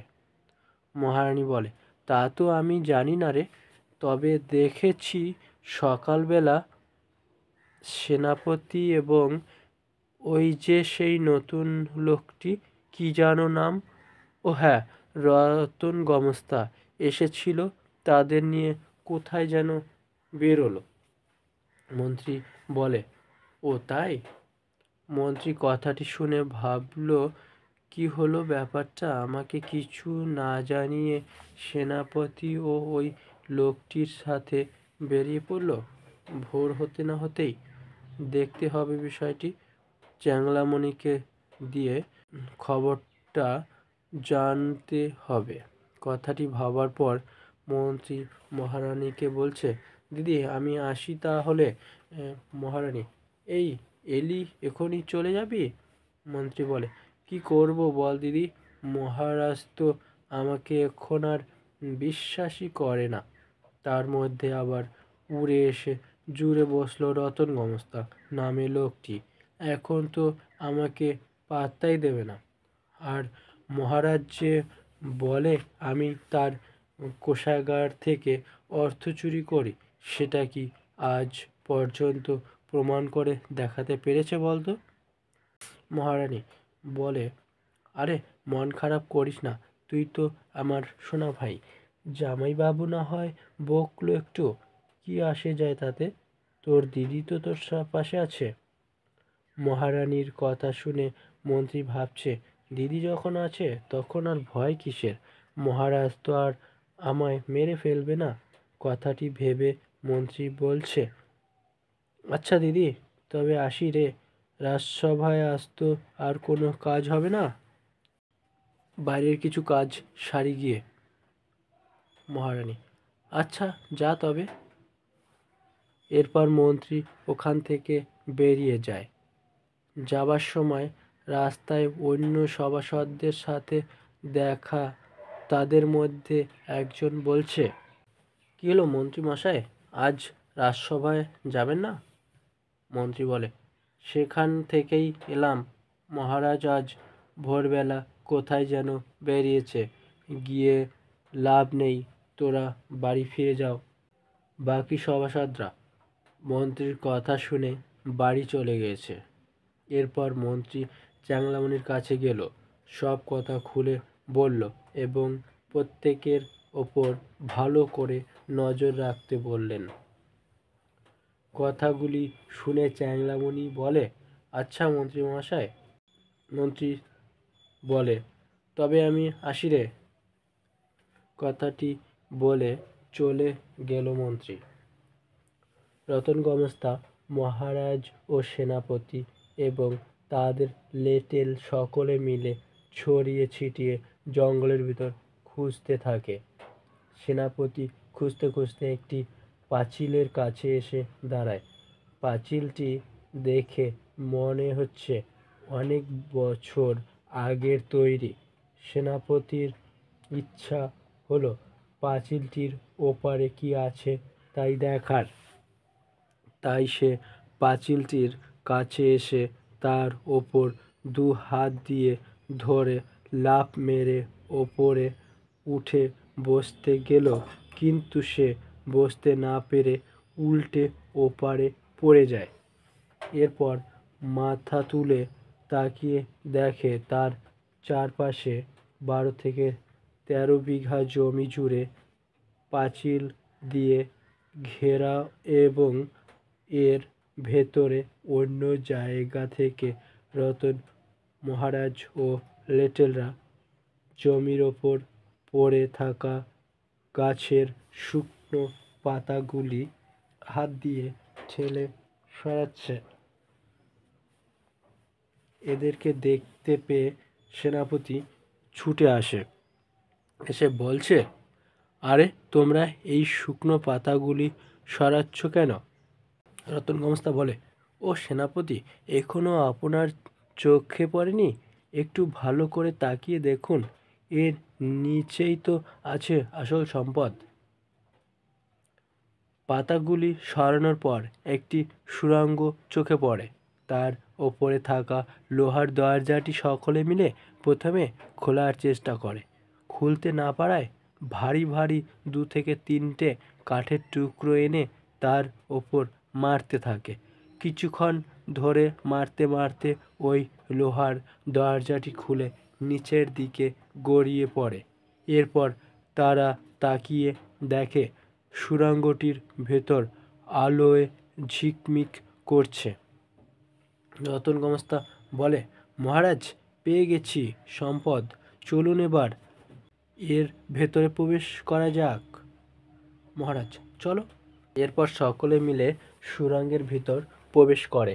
গিয়ে ভিতরে দেখে অনেকটা জায়গা নিয়ে একটি ঘর ও তার ভিতরে সোনাদানা ও হিরে মানিক্যতে ভর্তি। সকলে দেখে অবাক। এরপর মহারাজ বললে, আমার রাজ্যে এত ধন সম্পত্তি রয়েছে আর আমি তা জানতাম না। রতন, তোমাকে অসংখ্য ধন্যবাদ। আজ তোমার কারণে আমার রাজ্যের প্রজারা সুখে শান্তিতে বাস করবে। বলো রতন, তুমি কি চাও? আজ তুমি যা চাইবে তোমায় তাই দেব। রতন গমস্তা বলে, না মহারাজ, আমি কিচ্ছু চাই না। এটা তো আমি আমার কর্তব্য করেছি। তবে মহারাজ, একটু যদি থাকার জায়গা করে দিতেন তবে ভালো হতো। মহারাজ বলে, সে তোমাকে আগেই দিয়ে দিয়েছি, মন্ত্রী তোমার আর সব বুঝিয়ে দেবে। রতন গোমস্তা বলে, মহারাজ আমি এটাই তো চাই না। মানে? রতন গোমস্তা, আমি চাই আপনি নিজে দাঁড়িয়ে থেকে করে দিন। মহারাজ বলে, ও তাই, আচ্ছা আমি নিজে দাঁড়িয়ে থেকে সব করে দেবো। এবার খুশি তো? রতন, তুমি যাও, ওদেরকে নিয়ে ওগুলো তোলার ব্যবস্থা করো। এদিকে সন্ধে হয়ে এসেছে, সূর্য ডোবার আগে আমাদেরকে এখান থেকে বেরোতে হবে। তাড়াতাড়ি এগুলো তোলার ব্যবস্থা করো। রতন গোমস্তা বলে ওঠে, মহারাজ মহারাজ আমি বলি কি, আজ নেবার দরকার নেই, বরঞ্চ কাল এসে নেওয়া যাবে। এমনিতেই সন্ধে হয়ে এসেছে, না জানি কোন বিপদ আমাদের জন্য অপেক্ষা করছে। সূর্য ডোবার আগেই আমাদের এখান থেকে বেরোতে হবে। মহারাজ বলে, আরে আমি এটা তো ভেবে দেখিনি। সত্যি তো, এই ঘন জঙ্গলে রাত হলে তো বেরোনো মুশকিল হয়ে পড়বে। আজ দেখে গেলাম, তার থেকে বরং কাল এসে নেওয়া যাবে। চলো সকলে আজ ফিরে যাই। রাজার কথা শুনে সেনাপতি লেটেলদের বলছেন, এই চলো সকলে। বেরিয়ে আসার পথে সেনাপতি সকলের চোখের আড়ালে একটি মোহর ভর্তি বস্তা থেকে 2 থেকে 3 মুঠ মোহর তার সঙ্গে নিয়ে আসে এবং তোলার সময় কয়েকটি মোহর ওই স্থানে ছড়িয়ে ছিটিয়ে পড়ে থাকে। যারা লুট করে এনে এই স্থানে রাখে, অর্থাৎ ডাকাতরা, রাত 12টার পর এখানে আসে এবং দেখে তাদের গুছিয়ে রাখা লুটের জিনিসগুলির মধ্যে একটি হিরে রাখা বস্তার পাশে মেঝের ওপর কতকগুলি হিরে ছড়িয়ে ছিটিয়ে পড়ে আছে। এই সব দেখে মশালের আলো দিয়ে চারিদিকটা ভালো করে দেখতে লাগে। ঘুরে দেখতে সময় একজনের চোখে পড়ে সুড়ঙ্গের দরজাটি ভেঙে নিচে পড়ে রয়েছে, আর মানুষের হেঁটে আসার পায়ের ছাপ। দেখে লোকটি বলে ওঠে, সর্দার সর্দার এদিকে আসুন। সর্দার অর্থাৎ দলের লিডার যিনি, কথাটি শুনে ছুটে আসে এবং বলে, কি হয়েছে? লোকটি বলছে, এই দেখুন সর্দার, আমাদের এই সুড়ঙ্গের লোহার দরজাটি ভেঙে এখানে পড়ে আছে, আর এই দেখুন কয়েকজন মানুষের হেঁটে আসার এবং যাওয়ার পায়ের ছাপ। আমরা অন্য সুড়ঙ্গের পথ থেকে এসেছি বলে এতক্ষণ চোখে পড়েনি। দলের সর্দার বলে, কেউ বোধহয় আমাদের এই গুপ্তধনের সন্ধান পেয়েছে, তারা এর খোঁজ করতে এখানে এসেছিল। তবে একবার যখন এখানে এসেছে তবে আবারও আসবে, তাই আমরা 10 থেকে 12 দিন কোথাও ডাকাতি করতে যাব না। আমাদের তৈরি থাকতে হবে। যখন আমাদের এই সুড়ঙ্গের ভেতর প্রবেশ করিবে তাদেরকে বন্দি করব। কাল ভোর হতে না হতেই সকলে তৈরি থেকো। কথাগুলি শুনে দলের সকলে বলে উঠল, ঠিক আছে সর্দার, আমরা কাল সকাল থেকে তৈরি থাকব। দলের সর্দার বলে, চলো সকলে একটু বিশ্রাম নেওয়া যাক, সারাদিন অনেক খাটনি হয়েছে। ডাকাতরা সকলে বিশ্রাম নিতে চলে গেলেন। মহারাজ, রতন গোমস্তা এবং সেনাপতি ও বাকি সকল লেটেল এরা সকলে যখন কিষানগঞ্জ রাজ্যে এসে পৌঁছালেন তখন ভোর হয়ে গেছে। রাজা চন্দ্রবীর বলছে, রতন, এ তো দুর্গম পথ, যেতে অনেক সময় লেগে যাচ্ছে, আজ তো আর যাওয়া সম্ভব হবে না। রতন গোমস্তা বলে, মহারাজ আপনি একটা কাজ করুন। মহারাজ বলে, কি করতে হবে বলো? রতন গোমস্তা বলে, আপনি 7 দিন রাজসভা ছুটির ঘোষণা করে দিন, আর সেনাপতি মহাশয় আপনি মন্ত্রীকে গিয়ে এই ঘটনাগুলি সব বলবেন। রাজা চন্দ্রবীর বলে, আরে এ কি বলছো রতন? মন্ত্রীর কাছ থেকে বিষয়টি গোপন রাখবো বলে মন্ত্রীকে না জানিয়ে এর সন্ধান করতে বেরিয়ে পড়েছি, আর তুমি বলছো এখন বলতে? রতন গোমস্তা বলে, মহারাজ মন্ত্রীকে জব্দ করার এটাই একটি ভালো সুযোগ। রাজা চন্দ্রবীর বলে, কিভাবে রতন? রতন গোমস্তা বলে, মন্ত্রী খবরটা পেলেই কাউকে না জানিয়ে ওর উদ্দেশ্যে বেরিয়ে পড়বে, আর মন্ত্রী সেখানে পৌঁছানোর পর ওখানে যদি কোনো ডাকাতদের আড্ডা থাকে তবে মন্ত্রীকে ধরে আটকে রাখবে, আর মন্ত্রীর পেছনে একজন গুপ্তচর লাগিয়ে দেবেন, সে এসে খবর দিবে। রাজা চন্দ্রবীর বলে, মন্ত্রীকে আটক করলে আমাদেরকে তো ওখানে দ্রুত পৌঁছতে হবে, তা তো সম্ভব নয়। রতন গোমস্তা, এই বিষয়ে চলুন বিকেলে আপনার বিজ্ঞানীর সাথে কথা বলি, সে কোনো না কোনো ব্যবস্থা খুঁজে বার করবে। রাজা চন্দ্রবীর বলে, আচ্ছা ঠিক আছে, তাই চলো, তবে তোমার কথা মতোই কাজ হোক। এই সেনাপতি সেনাপতি শুনে বলছে, হ্যাঁ বলুন মহারাজ। রাজা চন্দ্রবীর বলে, যাও মন্ত্রীকে গিয়ে বিষয়টি বলো, আমরা যে বলতে বলেছি তা বলো না যেন। সেনাপতি বলে, ঠিক আছে মহারাজ। কথাটি বলে সেনাপতি ওখান থেকে চলে যায়। রাজা চন্দ্রবীর বলে, রতন তোমার কথা মতোই কাজ হবে, বিকেলে চলে এসো, বিজ্ঞানীর বাড়িতে যাব। এখন বাড়ি গিয়ে বিশ্রাম নাও, আর মনে রেখো এখন অন্য কারো কাছে একথা বলো না যেন। রতন গোমস্তা বলে, ঠিক আছে মহারাজ, তবে এখন আসি। এরপর বিকেলের ঘটনা।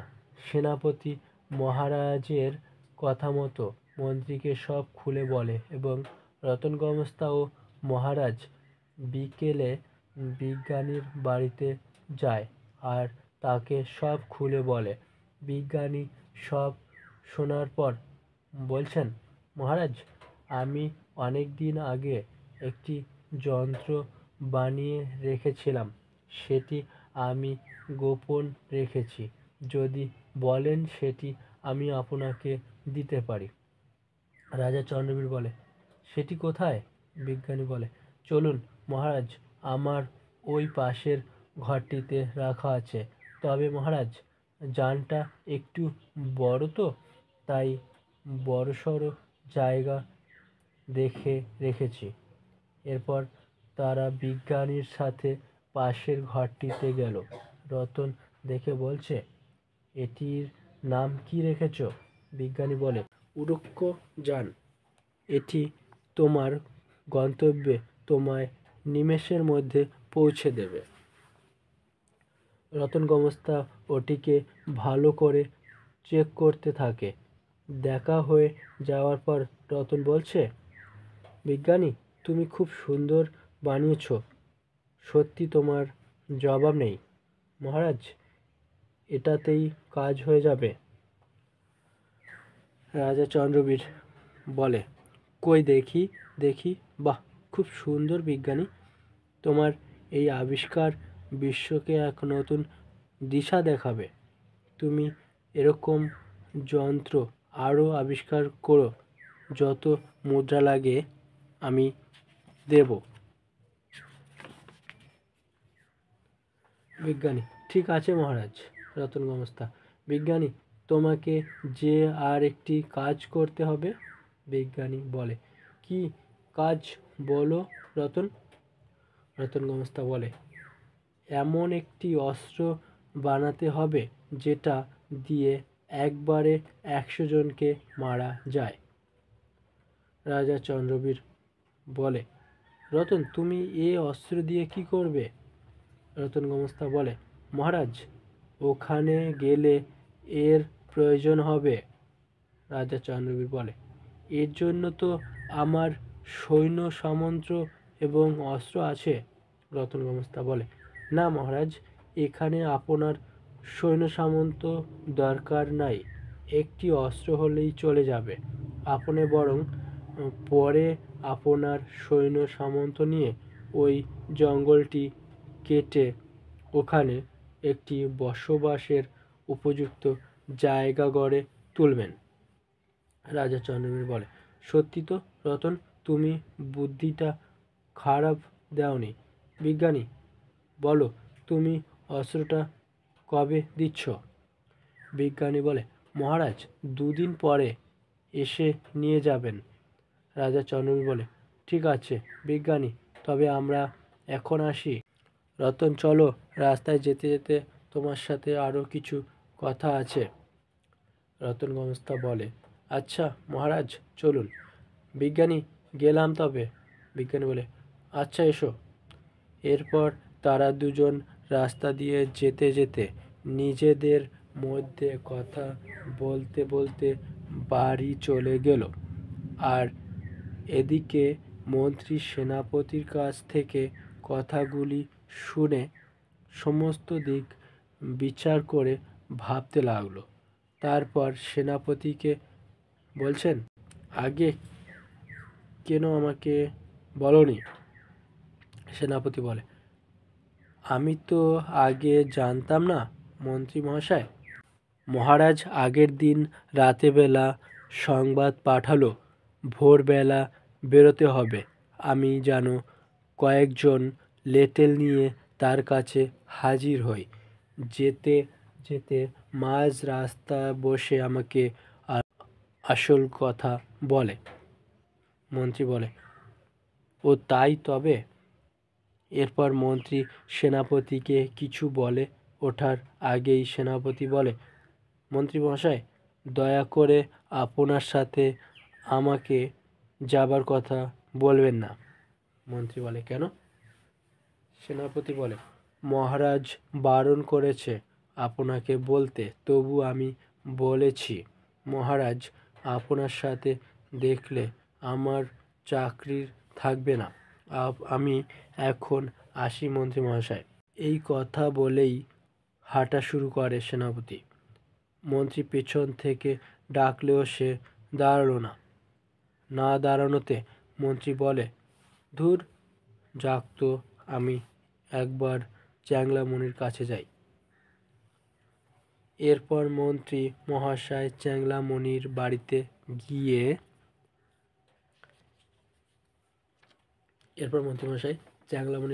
গিয়ে তাকে ডাকতে লাগলো। মন্ত্রী বলে, কি হে চ্যাংলামণি, বাড়িতে আছো নাকি? চ্যাংলামণি বলে, কে মন্ত্রী মহাশয়? মন্ত্রী বলে, আরে হ্যাঁ, একটু বাইরে এসো। চ্যাংলামণি বলে, আসছি মন্ত্রী মহাশয়। কথাটি বলে সে বাইরে আসে এবং মন্ত্রীকে বলে, বলুন মন্ত্রী মহাশয়। কথাগুলো মন্ত্রী চ্যাংলামণির সাথে আলোচনা করে পরে বলে, কাল আমরা বেরিয়ে পড়ি, চল। চ্যাংলামণি বলে, আচ্ছা ঠিক আছে, কাল ভোরবেলা আপনার বাড়িতে গিয়ে সেখান থেকে রওনা দেব। মন্ত্রী, আচ্ছা, তবে এটাই কথা রইল, আসি। এর পরের দিন মন্ত্রী ও চ্যাংলামণি ঘোড়ার পিঠে করে ওর উদ্দেশ্যে বেরিয়ে পড়ল। রাস্তা দিয়ে যাবার সময় দেখে বাজারের ভিতর একটি গাছের তলায় একটি লোক ঢোল পিটিয়ে বলছে, সকলে শুনুন, সকলে শুনুন, একটি বিশেষ ঘোষণা।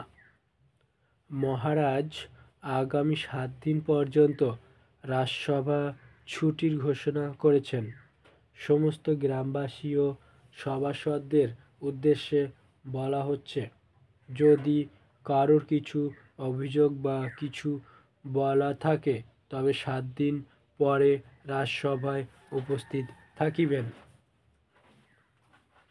শুনে মন্ত্রী বলছে, বলা নেই কওয়া নেই, মহারাজ 7 দিন রাজসভা ছুটির ঘোষণা করে দিলেন। চ্যাংলামণি বলে, রাজসভা ছুটির ঘোষণা করেছেন, এর তো কোনো না কোনো কারণ অবশ্য আছে মন্ত্রীমশাই। মন্ত্রী বলে, যা উদ্দেশ্যই থাক না কেন, আমার তা জেনে কোনো কাজ নাই, বরং 7 দিন ছুটি হয়ে আমার ভালোই হলো। চ্যাংলামণি বলে, তা ঠিক বলেছেন মন্ত্রী মহাশয়। মন্ত্রী বলে, চল এবার যাওয়া যাক। চ্যাংলামণি বলে, চলুন। এরপর মন্ত্রী এবং চ্যাংলামণি রওনা দিল। আর এদিকে সেনাপতি মহারাজকে গিয়ে বলে, মহারাজ, আমি মন্ত্রীকে গিয়ে বলার পর মন্ত্রী চ্যাংলামণিকে নিয়ে রওনা দিয়েছে ওর উদ্দেশ্যে আজ সকালে। মহারাজ বলে, ও তাই, তবে মন্ত্রী বেরিয়ে পড়েছে, তুমি যাও, গিয়ে রতনকে ডেকে নিয়ে এসো। সেনাপতি বলে, ঠিক আছে মহারাজ। এই কথা বলে সেনাপতি রতনের বাড়ি চলে যায় এবং রতনকে ডেকে রাজা মহাশয়ের কাছে নিয়ে আসে। এরপর তাদের মধ্যে মন্ত্রীকে নিয়ে কথাবার্তা চলে এবং তারা কিভাবে কি করবে সেই সমস্ত প্ল্যান করতে থাকে। সব কথা শেষে রতন গোমস্তা বলছেন, মহারাজ, ওদের পেছনে তো এবার একজন গুপ্তচর লাগানো প্রয়োজন, তা না হলে আমরা মন্ত্রীর খবর কি করে পাবো? সেনাপতি বলে, রতন, আমি গুপ্তচর পাঠিয়ে দিয়েছি। রতন গোমস্তা বলে, ও তাই, তবে ঠিক করেছেন মহারাজ। এখন তবে ওঠা যাক, কোনো সংবাদ আসলে আমাকে জানাবেন। রাজা চন্দ্রবীর বলে, আচ্ছা তবে যাও। এদিকে মন্ত্রী ও চ্যাংলামণি যখন ওই স্থানে গিয়ে জঙ্গলটিতে প্রবেশ করে তখন রাত্রি হয়ে গেল। জঙ্গলের ভেতর থেকে যেতে যেতে মন্ত্রী বলছে, ওরে চ্যাংলামণি, আমরা ঠিক রাস্তায় এলাম তো রে? চ্যাংলামণি বলে, মন্ত্রী মহাশয়, সেনাপতি আপনাকে যা বলেছে তাতে তো এটাই সঠিক রাস্তা বলে মনে হয়, কিন্তু মন্ত্রী মহাশয়, এখন তো অনেক রাত হয়ে এসেছে, এমনিতেই চারিদিকে বিভিন্ন জন্তু ও পশু পাখির ডাক শোনা যাচ্ছে, না জানি সামনে কোন বিপদ অপেক্ষা করছে। মন্ত্রী মহাশয়, আমরা জীবিত ফিরে যেতে পারবো তো? মন্ত্রী বলে, আরে ভয় পাচ্ছিস কেন, আমি তো আছি, সামনে যে আসবে তাকে আমার এই তরবারির দিয়ে কেটে দুভাগ করে দেব, চল আমরা এগোতে থাকি। সেনাপতির পাঠানো গুপ্তচর ও লুকিয়ে লুকিয়ে ওদের পেছন পেছন আসছে। তবে ইনি ছিল মন্ত্রী এবং চ্যাংলামণির থেকে অনেক পেছনে। কিছু দূর যেতে যেতে মন্ত্রী একটি রাস্তা দেখতে পায় জঙ্গলের ভেতর। ওই রাস্তা দেখে তারা রাস্তার ওপর এসে সামনে এগোতে লাগে। এমন সময় মন্ত্রী এবং চ্যাংলামণিকে 4 থেকে 5 শ্রীগল ঘিরে ধরে।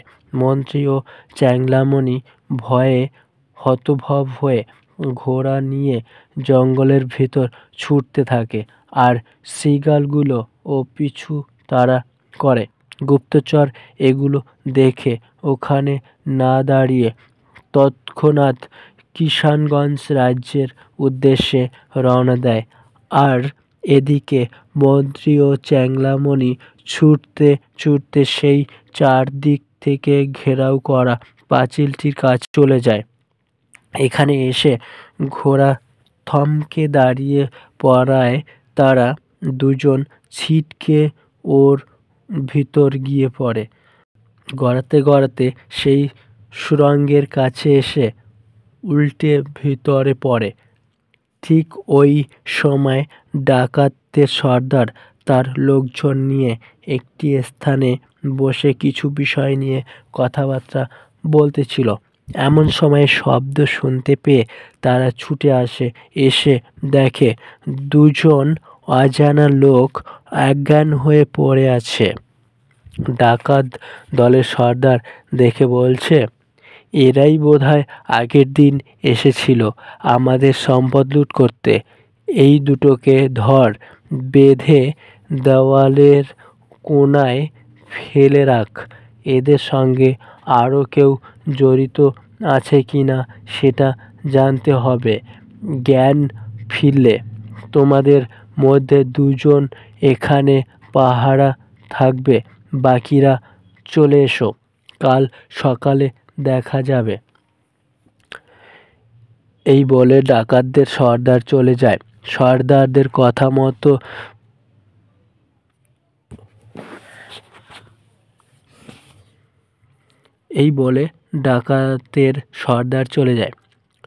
সর্দারের কথা মতো তাদের দুজনকে বেঁধে দেওয়ালের কোণায় ফেলে রেখে দুজন পাহারা দেয়।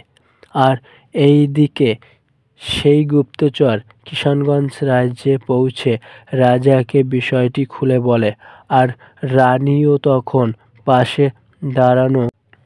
সংবাদটি শুনে রাজা বলছে, এ কি বলছো তুমি? গুপ্তচর বলে, হ্যাঁ মহারাজ, আমি যা দেখেছি আপনাকে তাই বললাম। এখনই বেরিয়ে পড়ুন মহারাজ, যদি বেঁচে থাকে তো খোঁজ পাবেন। রানী শুনতে পেয়ে কাঁদো কাঁদো অবস্থায় মেঝেতে বসে পড়ে বলছে, হায় গো, এ কি হলো গো, আমার একমাত্র ভাইটা শেষে কিনা জঙ্গলের পশু পাখির মুখে চলে গেল, এখন আমার কি হবে গো। এটা দেখে মহারাজ কাছে এসে রানীকে ধরে বলছে, আরে এ কি করছো রানী, মন্ত্রীর কিছু হবে না। রানী বলে, আমাকে আর সান্ত্বনা দিও না গো, আমি জানি আমার ভাইটা সত্যি সত্যি পশুর মুখে চলে গেল গো। মহারাজ রানীকে সামলাতে না পেরে একজন প্রহরীকে ডেকে বলছে, এই প্রহরী এদিকে শোনো। বলুন মহারাজ। রাজা চন্দ্রবীর বলে, তুমি তাড়াতাড়ি যাও, রতন ও তার বউ এবং সেনাপতিকে ডেকে নিয়ে এসো। প্রহরী দ্রুত গিয়ে তাদেরকে ডেকে নিয়ে আসলো।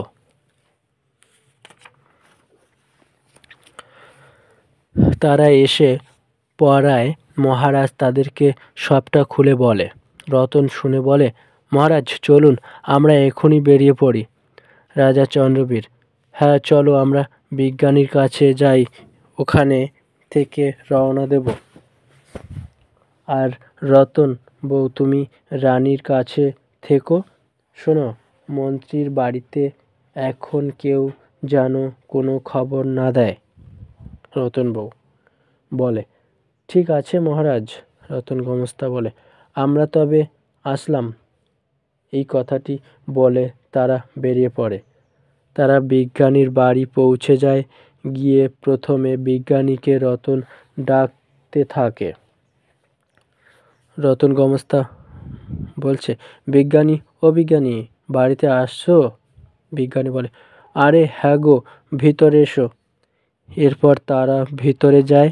গিয়ে দেখে বিজ্ঞানী একটি ধনুষ আকৃতির বস্তু হাতে নিয়ে একটি তীর বাজিয়ে ছুঁড়ছে, আর সেটা থেকে কখনো 5টা কখনো 10টা হয়ে বেরোচ্ছে।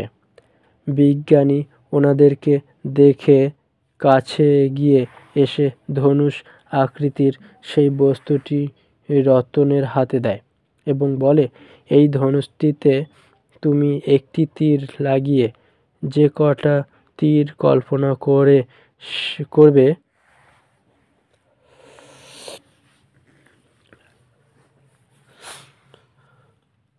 এরপর তারা ভিতরে যায়। গিয়ে দেখে বিজ্ঞানী একটি ধনুষ আকৃতির বস্তু হাতে নিয়ে একটি তীর বাজিয়ে ছুঁড়ছে, আর সেটা থেকে কখনো 5টা কখনো 10টা বেরোচ্ছে। বিজ্ঞানী ওনাদেরকে দেখে কাছে এগিয়ে এসে ধনুষ আকৃতির সেই বস্তুটি রতনের হাতে দেয় এবং বলে, এই ধনুষটিতে তুমি একটি তীর লাগিয়ে যে কটা তীর কল্পনা করে ছাড়বে সেই কটা তীর বেরিয়ে এসে শত্রুকে আক্রমণ করবে। রতন গোমস্তা বলে, মহারাজ একবার পরীক্ষা করে দেখি। রাজা চন্দ্রবীর বলে, এখন পরীক্ষা করার সময় নেই, চলো। বিজ্ঞানী, চলো গাড়ি বার করো। বিজ্ঞানী, তুমি গাড়ি চালাবে তো? বিজ্ঞানী বলে, আজ্ঞে হ্যাঁ মহারাজ। রাজা চন্দ্রবীর বলে, আচ্ছা চলো। এরপর সকলে গাড়িতে উঠে বসে। গাড়ি চালাতে শুরু করলেই কিছুক্ষণের মধ্যে ভো করে উঠে চলতে শুরু করে।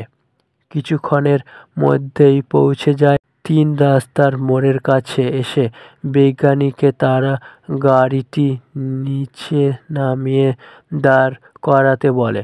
বিজ্ঞানী সেই মতো নামিয়ে দাঁড় করায়।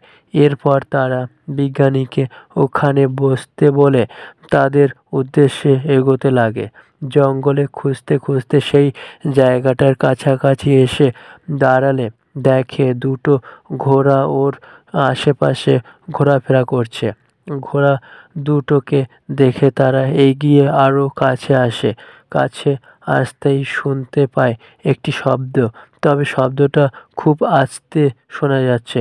শব্দটা হলো, বাঁচাও বাঁচাও, কে কোথায় আছো, বাঁচাও বাঁচাও। শব্দটি 2 থেকে 3 বার শোনার পর আর শুনতে পায় না। শব্দটা শুনতে পেয়ে তারা ভাবছে কোথা থেকে আসতে পারে শব্দ। ভাবতে ভাবতে একটু সময় নিয়ে রতন বলছে, মহারাজ শব্দটি বোধহয় ওই সুড়ঙ্গ থেকে আসছে যেখানে আমরা সেদিন নেমেছিলাম। রাজা চন্দ্রবীর বলে, তবে আর দেরি করছো কেন, চলো যাওয়া যাক। রতন গোমস্তা, চলুন। তারা যে গেটের কাছ থেকে যাবে সেখানে এসে দেখে ওটি আটকানো। সেনাপতি দেখে বলছে, রতন দাঁড়াও, আমি একটা পাথর নিয়ে আসি। রতন গোমস্তা, দাঁড়ান সেনাপতি, পাথরের দরকার নেই। তার থেকে বরং ওই যে রাস্তাটির ওপারে 7 থেকে 8টা মোটা মোটা গাছের গুঁড়ি রয়েছে, চলুন ওইগুলো নিয়ে এই পাঁচিলের গায়ে রেখে পাঁচিল টপকে ওপারে যেতে সুবিধা হবে। সেনাপতি, আচ্ছা তাই চলো। এরপর তারা গাছের গুঁড়িগুলো সরিয়ে পাঁচিলের গায়ে এনে রাখে। কয়েকটি গাছের গুঁড়ি সরানোর পর তারা সেখানে একটি সুড়ঙ্গ দেখতে পায়। মহারাজ অন্যদিকে তাকিয়ে রয়েছে। সুড়ঙ্গটি দেখতে পেয়ে রতন বলছে, মহারাজ মহারাজ এই দেখুন, এখানেও একটি সুড়ঙ্গ রয়েছে। রাজা চন্দ্রবীর বলে, তাই, কই দেখি, কই? ঘুরে তাকিয়ে বলছে মহারাজ। সেনাপতি বলে, মহারাজ এই দেখুন। রাজা চন্দ্রবীর বলে, ও তাই তো, বাকি গাছের গুঁড়ি দুটো সরাও। এরপর বাকি গাছের গুঁড়িগুলো সরায়। রাজা চন্দ্রবীর বলে, চলো আমরা এখান থেকেই ভিতরে যাই। রতন গোমস্তা বলে, চলুন তবে। সেনাপতি, চলে এসো। গাছের গুঁড়িগুলি তোলার সময় রতন বিজ্ঞানীর দেওয়া ধনুষ আকৃতির অস্ত্রটি পাঁচিলের একপাশে ফেলে রেখেছিল। সে সেটিকে তুলে হাতে নিল এবং তাদের সাথে সুড়ঙ্গের ভেতর প্রবেশ করল। তারা সুড়ঙ্গের ভেতর থেকে যে স্থানে এসে পৌঁছল সেখানে দেখে মন্ত্রী এবং চ্যাংলামণি হাত পা বাঁধা অবস্থায় হাঁটু গেড়ে বসা, আর একটি লোক হাতে তরবারি নিয়ে তাদের দুজনার গলা কাটার জন্য তৈরি হচ্ছে। আর 10 থেকে 12 জন লোক হাতে অস্ত্র নিয়ে চারিদিক পাহারা দিচ্ছে। আর মন্ত্রী ও চ্যাংলামণি বারবার মুখে বলছে, ও ডাকাত ভাই, মেরো না, ছেড়ে দাও। আমরা একথা কাউকে বলবো না। মন্ত্রী এবং চ্যাংলামণিকে মারার জন্য তরবারি নিয়ে তাদের কাছে এসে দাঁড়ায়। তাদের কথা শুনে লোকটি বলে, অনেকদিন হলো মানুষের মাংস খাই না, আজ তোদেরকে কেটে তোদের মাংস রান্না করে আমরা সবাই খাবো। এই কথা বলে তরবারি তুলে গলা কাটতে যায়। এমন সময় রতন বিজ্ঞানীর দেওয়া অস্ত্রটি দিয়ে একটি তীর লোকটির বুকে মারায়। লোকটি পুড়ে ছাই হয়ে যায়। বাকিরা দেখে প্রত্যেকে একসাথে ছুটে আসে তাদের মারার জন্য। রতন প্রত্যেককে ফলো করে। একটি তীর মারার সাথে সাথে ভাগ হয়ে প্রতিটি ডাকাতের শরীরে ঢোকে এবং তারাও পুড়ে ছাই হয়ে যায়। প্রতিটি ডাকাত শেষ হবার পর রতন বলছে, মহারাজ, বিজ্ঞানী এটা তো বলেনি যে তার এই অস্ত্রটি মানুষকে পুড়িয়ে ফেলে? তবে মহারাজ, বিজ্ঞানীর এই অস্ত্রটি দারুণ কাজের, বিপদের সময় কাজে লাগবে। আপনি যেখানেই যাবেন এটিকে সব সময় আপনার কাছে রাখবেন। রাজা চন্দ্রবীর বলে, সে পরে দেখা যাবে, এ নিয়ে পরে ভাবব। আগে চল দেখি মন্ত্রীর কাছে। এরপর তারা মন্ত্রীর কাছে যায় এবং মন্ত্রী তাদেরকে দেখে কেঁদে কেঁদে বলে, বাঁচান মহারাজ, বাঁচান। রাজা চন্দ্রবীর বলে, সেনাপতির কাছে থেকে খবরটা পেয়ে আর লোভ সামলাতে পারলে না, সোজা এখানে এসে হাজির। তুমি আমার বউয়ের ভাই হও বলে তোমাকে বাঁচাতে এত দূর ছুটে এসেছি, তা না হলে কে আসতো তোমাকে বাঁচাতে? জোচ্চোর একটা, সুযোগ পেলেই শুধু লুটে নেবার চিন্তা ভাবনা। তোমাকে শালা বলতে লজ্জা হয়। ভাবছি তোমাকে মন্ত্রিত্ব থেকে বরখাস্ত করব। মন্ত্রী বলে, না না মহারাজ, এটা করবেন না, তাহলে আমি মাঠে মারা যাব। আমার বউ মেয়ে না খেতে পেয়ে মারা যাবে। মহারাজ, কাঁদতে কাঁদতে বলে মন্ত্রী কথাটি। এবার রাজা চন্দ্রবীর বলছে, তোমাকে ক্ষমা করতে পারি একটি শর্তে, যদি তুমি তা মানো তবেই ক্ষমা পাবে। মন্ত্রী বলে, কি শর্ত মহারাজ?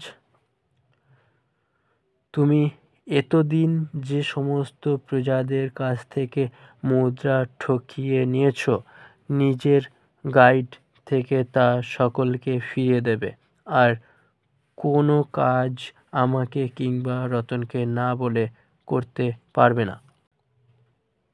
মন্ত্রী বলে, আমি রাজি মহারাজ, আমি আপনার সমস্ত প্রস্তাবে রাজি আছি। এবারের মতো ক্ষমা তো করে দিন মহারাজ।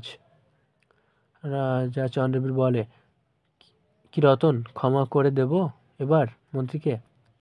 রতন গোমস্তা বলে, হ্যাঁ মহারাজ, এবারের মতো ক্ষমা করে দিন। আশা করি আর কখনো এরকম করবে না। কাল রাতে শৃগালের তাড়া খেয়ে এ দুটোর বোধহয় জ্বর এসে গেছে মহারাজ, দেখুন কেমন ঠক ঠক করে কাঁপছে। রাজা চন্দ্রবীর বলে, তা যা বলেছ রতন, সত্যি। এই সেনাপতি, বলুন মহারাজ। রাজা চন্দ্রবীর বলে, যাও দুটোর হাত খুলে দাও। এরপর গিয়ে দুজনার হাত খুলে দেয়। তারা উঠে দাঁড়ায় কাঁপতে কাঁপতে। রাজা চন্দ্রবীর বলে, এই সেনাপতি, এই চ্যাংলাটিকে নিয়ে সোজা কারাগারে ঢুকাবে। মন্ত্রীর সঙ্গ দেওয়ার শাস্তি হবে ওর এটা। রতন গোমস্তা বলে, না না মহারাজ, এটা কি করছেন? বেচারা গরিব মানুষ, ওকে ছেড়ে দিন। আপনি বরং এখন চলুন, এদেরকে নিয়ে বাড়িতে খুব কান্নাকাটি করছে। সেনাপতি পরে সৈন্যবাহিনী নিয়ে এসে জঙ্গল পরিষ্কার করে এখানে পরে থাকা সম্পদ নিয়ে যাবে। রাজা চন্দ্রবীর বলে, চলো তবে এখন যাওয়া যাক। এই মন্ত্রী, যেতে পারবে তো, নাকি ধরে নিয়ে যেতে হবে? মন্ত্রী বলে, যেতে পারবো মহারাজ, চলো চ্যাংড়ামণি। এরপর তারা ওখান থেকে বেরিয়ে গাড়িতে গিয়ে উঠে রাজার বাড়িতে চলে আসে। এসে দেখে সেখানে চ্যাংড়ামণি ও মন্ত্রীর বউও এসে হাজির হয়েছে এবং তারা মহারানীর কাছে বসা। মহারানীকে ডেকে রতন গমস্তা বলছে, রানীমা, এই নিন আপনার ভাইকে নিয়ে এসেছি। মহারানী বলে, কই কই? কথাটি বলে ছুটে মন্ত্রীকে জড়িয়ে ধরে আদর করতে থাকে এবং বলে, তুই ঠিক আছিস তো ভাই? তোর কিছু হয়নি তো?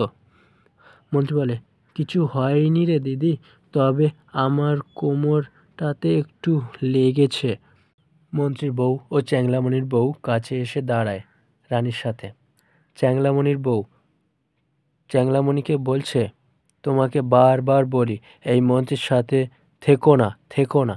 এখন দেখলে তো বউয়ের কথা না শুনলে কি হয়। এখন চলো বাড়ি। মহারাজ আসি? রাজা চন্দ্রবীর বলে, হ্যাঁ এসো। এই প্রহরী বলে, বলুন মহারাজ। রাজা চন্দ্রবীর বলছে, যাও চ্যাংড়ামণিকে বাড়িতে আগিয়ে দিয়ে এসো। প্রহরী বলছে, আজ্ঞে মহারাজ। কথাটি বলে প্রহরী তাদের সাথে চলে যায় এগিয়ে দিয়ে আসতে। রানীমা মন্ত্রীকে ছেড়ে দাঁড়ায়। মহারাজ এসে বলে, তোমায় 1 মাস ছুটি দিলাম, সুস্থ হয়ে তারপর আসবে। আমি রতনকে দিয়ে কবিরাজ মহাশয়কে তোমার বাড়ি পাঠিয়ে দেব। এখন বাড়ি যাও। সেনাপতি, একজন প্রহরী নিয়ে মন্ত্রীকে বাড়ি পৌঁছে দিয়ে এসো। সেনাপতি বলে, জি মহারাজ, চলুন মন্ত্রী মহাশয়।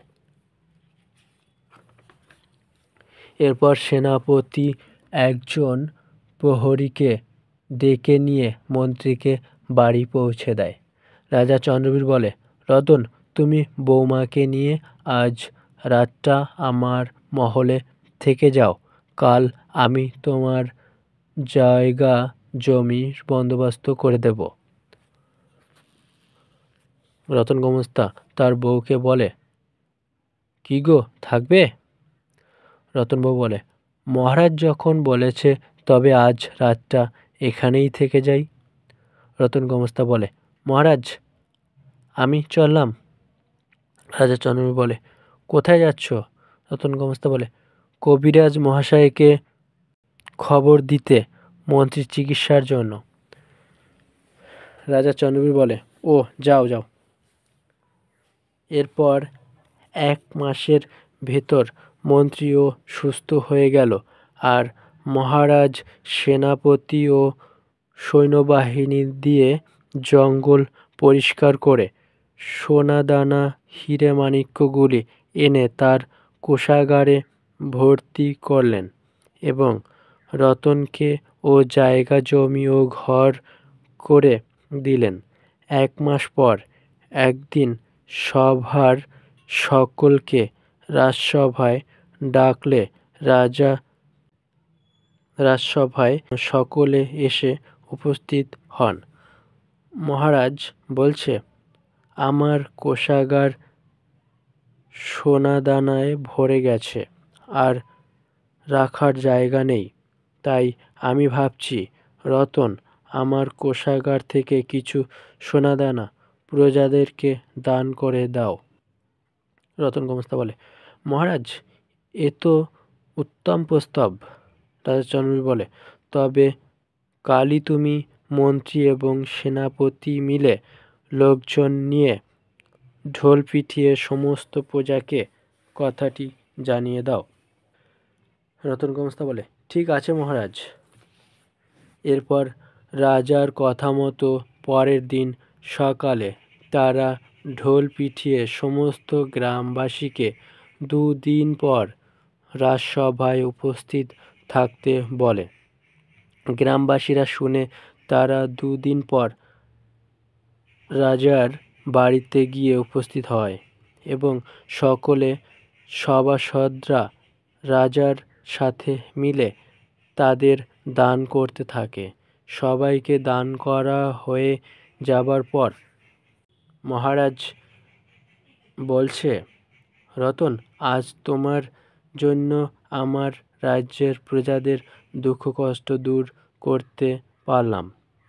বলো তুমি কি চাও? আজ তুমি যা চাইবে আমি তোমাকে তাই দেব। বলো কি চাও? রতন গোমস্তা বলে, মহারাজ, আমার যা চাওয়ার ছিল তা তো আপনি আমাকে দিয়ে দিয়েছেন। আমি আর কিছু চাই না। যদি কিছু দিতে চান তবে একটা সোনার হার দিন, আমার বউয়ের অনেক দিনের শখ। রাজা চন্দ্রবীর বলে হাসতে হাসতে, তাই দিলাম। রানী, রতনকে একটি সোনার হার দাও। মহারানী হারটি নিয়ে কাছে এসে বলে, এই নাও রতন। এরপর রতন হারটা নিল। মহারাজ বলছে, রতন, তোমার জন্য আরেকটি সুখবর আছে। রতন গোমস্তা বলে, তাই মহারাজ? তা কি বলুন মহারাজ? রাজা চন্দ্রবীর বলে, পশ্চিম দিকের জঙ্গলটি কেটে যে জায়গাটা বেরিয়েছে সেই সমস্ত জায়গা তোমার নামে করে দিয়েছি। আজ থেকে তুমি ওই জমির মালিক। ওই জমিতে যে সমস্ত প্রজারা বসবাস করবে তাদের সকলের দায়িত্ব তোমার উপর থাকবে। রতন গোমস্তা, এ কি বলছেন মহারাজ? ধন্য আপনি, ধন্য আপনি আমাকে এত ভালোবাসেন মহারাজ। আপনাকে আমি সারা জীবন মনে রাখব।